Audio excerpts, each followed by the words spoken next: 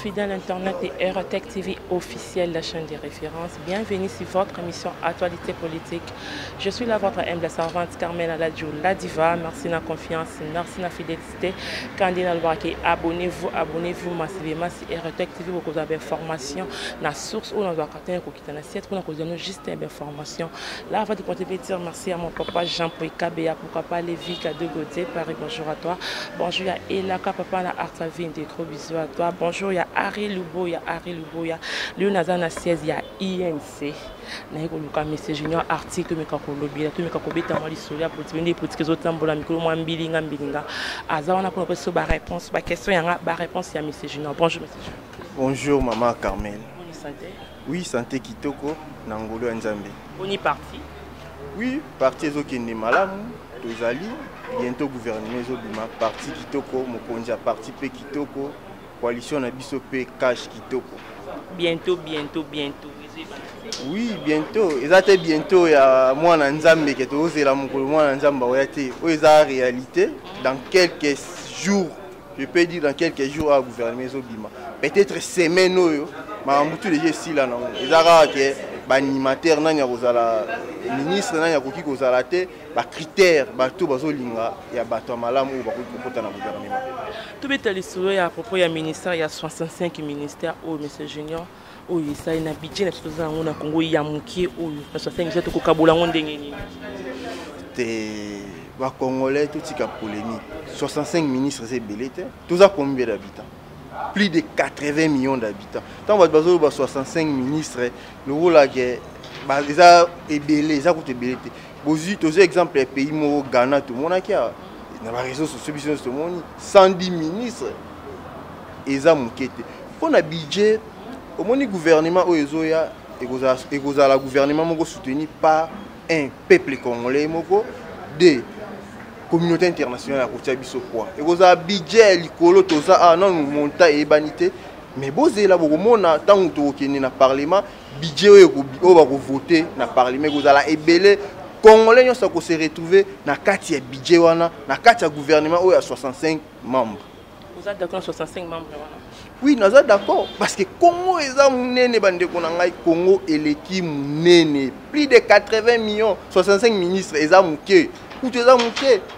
Eza et belité bande koba à la calme bientôt gouvernement ezobima Congolais ko se retrouver na kati ya gouvernement ezobima wana Congolais ko se retrouver dans sa sœur ministre tout le monde FCC 42 places cache 23 places non oyebi batu batanga constitution ya Congo te ba Congolais balingi koloba sans kotanga na ba réseaux sociaux mo ba mutu nyonso kaka lelo tango lelo ba réseaux sociaux pesi mutu nyonso ba ne koloba te courage ya koloba akokoma zi moi 1000 francs na ya te crédit a commis conscient na biso lobi boy bato ba bimi majorité mais FC ça majorité kutu faut féliciter bato ko ba mayo ba kabunu wana bato bakine ko négocier parce que ba sali négociation est bien mauvaise foi FCC kutu balinga ba pesa biso ata 23 wana te tunye to même na C mais tellement ba mayo baza wana ba grand négociateur parce que Vital Kamerhe va baraté parmi les 3 négociateurs les 20 stratèges ya Congo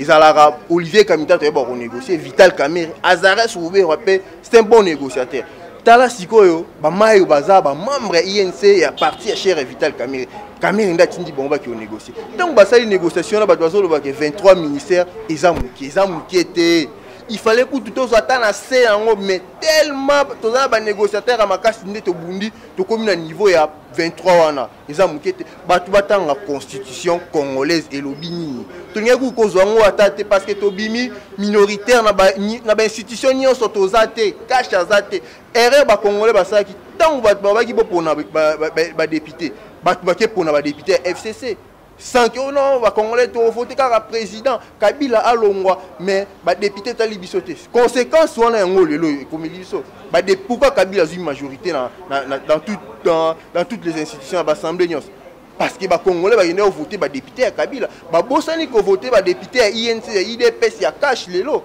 tala lelo conséquence to supporter to na choix te to travailler ensemble car on a 23 ministères on a l'essentiel peuple congolais ça la ligne à se retrouver tellement Vital Kamerhe Alobaki ministère à tout, ministre à tout, ministre esclave du peuple. Même tu sais que des mots comme bien. Tous c'est la maman. Pourquoi les Congolais vont agiter? Tous c'est la 23 ministères voilà ezali qui était. On va se retrouver peuple congolais pour se retrouver dans 4 ministères voilà. Na 23 toko yeba INC bona combien ni parti IDPS bana combien? Pour le niveau voilà la koloba le kutate nanu to kabolité IDPS INC nanu ba kabolité. Tous en discussion en cours entre INC et IDPS pour te yeba IDPS a causé combien de ministères sur le 23, INC a causé combien de ministères sur le 23. Toujours c'est là. Toujours c'est là. Bientôt, beaucoup de monde a de bon baraté. Il y a un deal entre Kabila et Tshisekedi. Mais il y a un accord et limite. Na moi, limite na vis-à-vis à Batunyoso. Accord en accord il y a travailler ensemble la coalition parce que bango bazali la majorité. Il y a tous les obima bientôt. Le problème est que clé, nous sommes on a FCC. Non, on a ma soleil à balabala maman.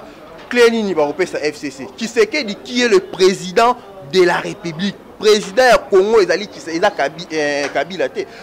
Boyoka. Na besoin sa histoire ba Congolais belé babosa na histoire. On repère bino moi exemple muké o eleka kisima.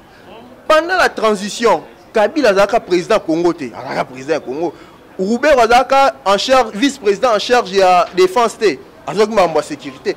Jean-Pierre Bemba, vice-président Congo, en charge de l'économie. Socio-culturel, qui n'est pas Zaïd Ngomate. Kabila Tikala, président Congo, a dirigé le Congo. Mais pourquoi les lobes qui sait qu'il y a PC ministère, il y a PC Kabila, non, qui sait qu'il y a Tikalika, Boyoka, justice FC Azur, Toboïté. Mais qui sait que la président du Congo, ministre wana, qui sait que dimdako content, qui sait que d'habitude il y a combattre la corruption. Et même à ta ministre d'ailleurs ma ministre tant au gouvernement Obima fini babiloko ministre à Boé FCC à cash et ça ministre Congo tant on va représenter devant le parlement aux ministre congolais aux ministre à cash ou il y a FCC non ministre congolais en charge de justice, ministre congolais en charge de l'intérieur. C'est ça. Tout ce qui est la polémique, on a balaba la maman. Pourquoi tous ces temps? Est-ce qu'on y a les autres gouvernements jusqu'à mener Bimati, nous sommes aussi et Sili, et le réseau quand le gouvernement Zali, acteur, balingi, tu sais que dans l'ingé animateur, bazali na linga to baka, maboko pembe, bazali na conflit. Na communauté internationale te o bazala conflit na peuple te parce que peuple alinya mona batu ya sika mona mutu ya mboka o ndenge mutu ya kala longwe Kabila to komi na mutu ya sika Tshisekedi peuple pas aligné amona bilongi o ya sika yango moni ezo traîner mais déjà dans le bon bientôt dans cette semaine il y aura un gouvernement en place et ça siko makambo ba individu les acteurs nani o akoki kozala nani wako parce que tu sais que d'abord qui Kabila FCC il faut payer ça 3 noms dans chaque ministère. Atali 3 noms, Atali Mouteur, Balingite Mouteur, Azali Maboko Pembe Mouteur, akoki ko travailler yé wana ndebati. Yango moni eza kozwa moi temps mais déjà dans les bons ba consultation déjà bandaki premier ministre a consulté qui Vital Kamerhe to monaki akutana na premier ministre bientôt tout monde appelle bato FCC ba ko consulter bango donc tous ala na biso pio tous qui sa monter ma gouvernement ezobima. Mais Monica les mêmes bilongi kalom sous bazongi na bansuka na ba ministre. Non, le gouvernement est limité. Mais na ba ministre bilongi kala bazongi ka ko boye bazonga te bazongi lisusuka bilongi kala to linga. Non, non le limité. O ministre bo mona na ba sala ben intérim baza ministre ya kala. Bazonga te. Te bazonga te. Tozela. Et puis on ba baraté. FCC bango nyonso pe basala mabete. Balaka na mauvaise volonté o ezagi na ndeko Kabila te. Mais c'est que dit azali wana. On peut prendre aussi entre bateau FCC et Moutéma Malamu, qui na volonté, mais babandé kozanga volonté politique. Ezaki na bangote. Mais tout cela, bangonio sona bazali ba diableté. Batu pe Moutéma Malamu pe bazali, mais ils étaient bloqués dans un système au Kabila zaki nango. Yango wana bayaki bloqué. Maintenant le la Kabila za sous un système wana te. Maintenant ezali Tshisekedi, Félix Antoine, yende akokamba batu wana nyoso ko travailler na bango elongo. Vous êtes d'accord, vous avez la même idée. Oui, gouvernement, qui chef de l'État, on a bien qui va gouverner.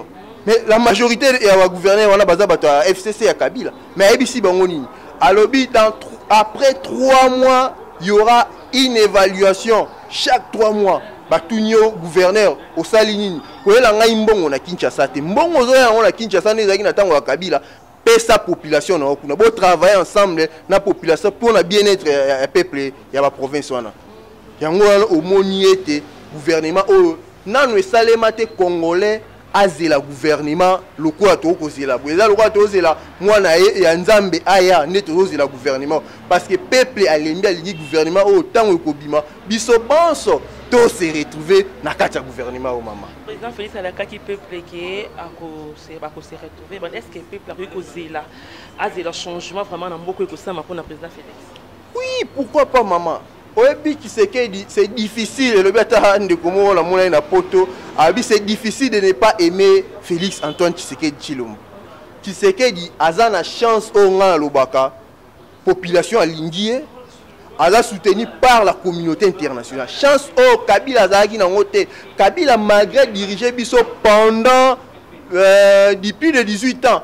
Ezali ka mbilinga na mboka population majorité population lingaki te mais Tshisekedi population a pesié 90% ya chance yango moni ete batu banso bazozela changement to luka ki na mutu ya mboka Kabila akenda Kabila si akenda sikoyo tozozela nde Tshisekedi abibisa gouvernement na ye wa ko travailler na ilunkamba ministre na biso na ba ministre ba kobima pour te population a se retrouver tozana nyonso na kati na mboka o mama banzela tala na 100 jours Kabila zaki na volonté Tshisekedi aza na ngote na 100 jours tala banzela o bokasa plus de 18 ans nzela ne kufa mais lelo na leki na bokasa partout ba venir des universités kuna la ba campus na balemba venir de la foire partout 100 jours et sali musala kaka dans quelques jours siko mutabongo Tshisekedi bo pesa 5 ans c'est que mboka o a changer ngo a rechanger yango na 5 ans autozo pesa yo na rechanger toza la kimia mama journaliste arrête oliate to zara kimia biso stoliate to kangi sentir to kozela mutu moko kolia azate population kangi sentir azozela donc tant bilo ba otia na mesa to kolia na kana parce que nzalele ki makasi to zela ka gouvernement ebima OK to jina de comment chiter pas dire se va retenir nini na boyebisa bandeko na biso ya poto na pesi bango mbote pour soutenir régime ya Tshisekedi oyo changement to lukaki na mutu ya mboka esi ekei Kabila za soute siko ezali Fachi Mutaza président ya Congo bana poto ebele o bakima dictature ya monsieur Kabila ebele lelo bakomi kozonga boya na ba idée na bino na bambongo na bino boya to construire na mboka na biso oyo changement to lukaki yango oyo tozela gouvernement oyo ezobima bientôt dans quelques jours Congolais a se retrouver na kati ya gouvernement tolanda batu ya lokuta te na ba internet wana ba kokosaka batu à tout moment Tshisekedi déjà aza le seul président toza ngona mboka o ezali Félix Antoine Tshisekedi Tshilombo donc toze la population toze la peuple congolais aligné à se retrouver nzamba pesi biso nyonso na mboka o mama mais eloko esanga ki ba congolais volonté politique na mutu ya mboka lokola tozi mutu aza na volonté politique o alingi changement ye wana aye yango biso banso na sengi bana ya poto ba congolais banso partout bazali to soutenir nouveau gouvernement o ezali kobima. Mot de la fin. Mot de la fin, na sengi o merci, na sengi bandeko baso merci. Nazali coordonnateur ya recrutement implantation ville à Kinshasa, Junior Giofa Poulimouchi. Merci maman.